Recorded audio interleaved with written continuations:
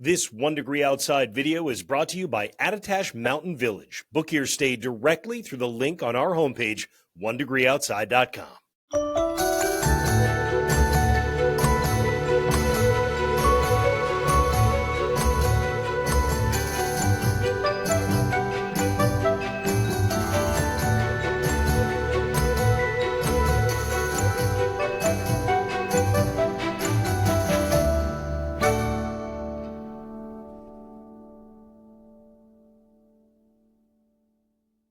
Hi folks, Matt Noyes, Sunday evening, just coming off a mild day. Temperatures up into the 40s in a lot of eastern Massachusetts, still sitting there in some parts of southeast Mass. You can bet that's got an impact on what's going to be happening with the storm. It doesn't change our forecast, but we had kind of figured that in, that we're probably talking about losing some snow on the front side to raindrops. Not all of you are, though. We've got reports of snow coming down now in the Merrimack Valley. When you get to Haverhill, the snow is coming down. It's been coming down in central Massachusetts from Holden up to Fitchburg, and then up into a lot of New Hampshire. Western Mass has been snowing to beat the band. Why don't we go ahead and jump in and show you what's going on here? We'll start out, and what I will do is kind of change the view so you see the graphics and I see you up in the corner. You want to see the maps more than you want to see me anyway, right? Let's go ahead and dive into it and show you what's going on. We'll start out with something. I got to break all the rules. Not on TV anymore. I can show the accumulation map right out of the gate.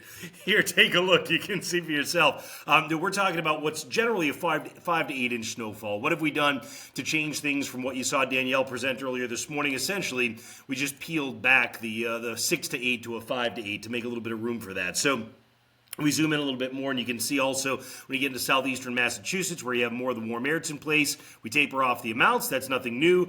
We did add an 8 to 12 that shows up across Berkshire County, and then running up the eastern slopes of the Berkshires into the southern Green Mountains. You're getting some upslope snow there, and that's going to help you to add up to about 8 to 12 the way it looks right now. Maybe a little bit more when you get some of the high terrain. Zoom into the Boston area, and you can certainly see where you've got some impact of the ocean, right? South Shore is going to be dealing with a little bit of warmer air coming in off the ocean. I mean, you got to figure the wind's going to turn northerly. It's northeast now, or it's actually east now in some parts of the Boston area. It's going to come northeast and then eventually northerly. Originally, this event was looking like it was going to be an all-northwest wind. That'd be a rare one for us if it were to happen, and it's not going to happen. So as a result, you're not going to end up with cold air surging in for everybody. You've done that in some spots. Come farther to north, big, broad, 5 to 8, a little bit less moisture up in northern Vermont. And when you get into parts of Maine, the amounts will increase if you go far enough east in Maine. This is where we go up to 8 to 12 in mid-coast down east. By the time all is said and done, you just get a little bit more fluff factor, and you get the moisture that comes into play as well. Let's get you over to the radar now, and you can see, yep, so far we've been watching the rain-snow line collapsing inside of 495 when you get in the northwest portions, suburbs of Boston. But the farther south you go, the more into the mild air you are. It's still all rain for the suburbs south of Boston. It's not going to stay that way. Zoom in a little bit more. The green is the rain, the blue is the snow. Little by little, been seeing this take over. I can zoom in and play out over the last hour. You're going to watch that blue line drop from 495 to 95. It's going to keep filling in, because once you turn that wind out of the north, you've brought that cooler air in. Still, it's mild enough at the North Shore and immediate Boston proper to be dealing with rain. But again, plan on a change once the wind begins to shift. That wind already has shifted in western Connecticut. We've gone over to snow. It's a steady snow at Danbury, Waterbury, running up through Hartford as well. And that's the stuff that leads up into the Berkshires. You can see that here. Eastern New York State Capital District snowing steadily now as well. Generally going to be into that 5 to 8 inch zone. But again, you get into the Taconics, you may get some higher amounts. Same thing in the Catskills, particularly with elevation. And then the farther north you go, we're getting into it in Maine. Well, you saw it already. You bet we are. It's already coming down.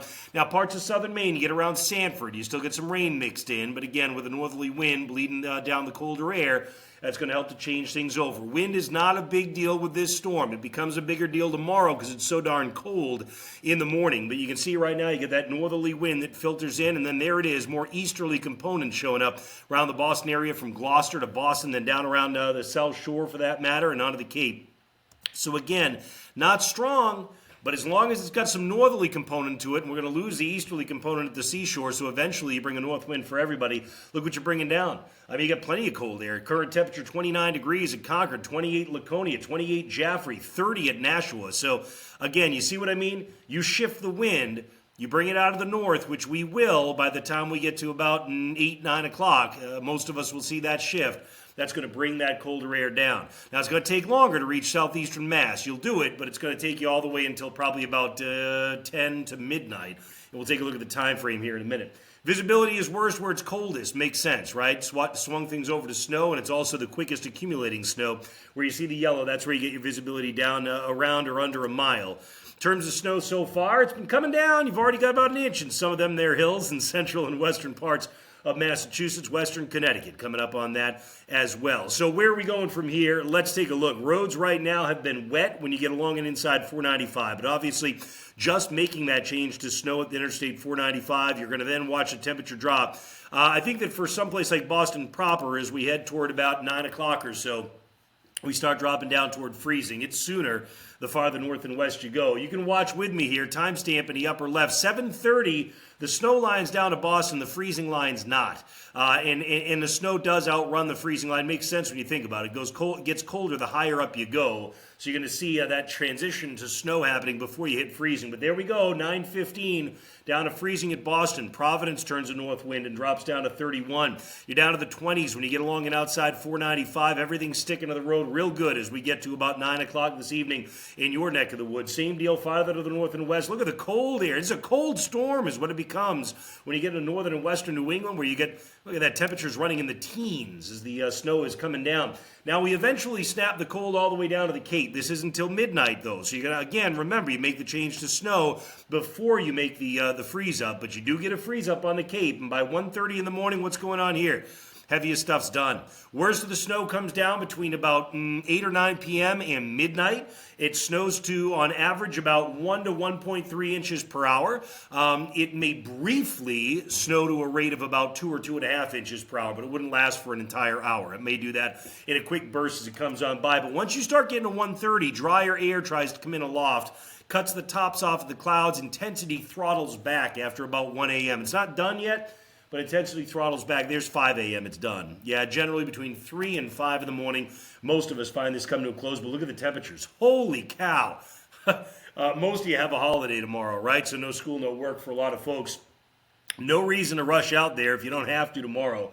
We're talking about, look at this, temperatures running in the teens, and with the wind figured in, wind's going to be blowing about 30 in gusts tomorrow. Again, it becomes more of a factor tomorrow. That's where you find that wind chill going sub-zero tomorrow morning in a bunch of spots. One last look, because, again, I get to break all the rules now that Danielle and I do this on the internet. So here you are with the accumulations again. When you get to the outer Cape, Nantucket, it's probably just a coating to an inch, 1 to 2 when you come up toward the canal. Right at the canal, you probably hit the 2, so we've got 2 to 4 going farther north and west, 3 to 5, 5 to 8, and 8 to 12 as you come into Western Mass. There's a big broad 5 to 8. Now you can bet there's probably going to be some local variation in there. You might go a little bit higher than 8, particularly in places like southwest New Hampshire in the hills, but nonetheless, this will probably cover you as a kind of aerial average anyway. And then as we looked at already, when you get into eastern Maine, you get a little bit more of that enhancement. Doesn't end at 5 in the morning for you, but I tell you what, by mid-morning tomorrow, it's all gone for you in Maine as well. A reminder, stay on top of it. Track the radar. See our latest updates using our app, totally free. Why not get it, right? Noyes is 1 degree outside weather. We'll be looking for you there, and we hope you check things out. You also, of course, can get the hourly forecast, too, which is very helpful. You can see exactly when this thing's going to ramp up, or if you are not yet over to snow, when it's going to make that change. I think I gave you a pretty good outline, but it's always nice to get the updates anytime you need them, right? That's how it looks for now. We'll keep you posted, 1degreeoutside.com, and atop the home screen of the Noyes 1 Degree Outside weather app. Stay safe.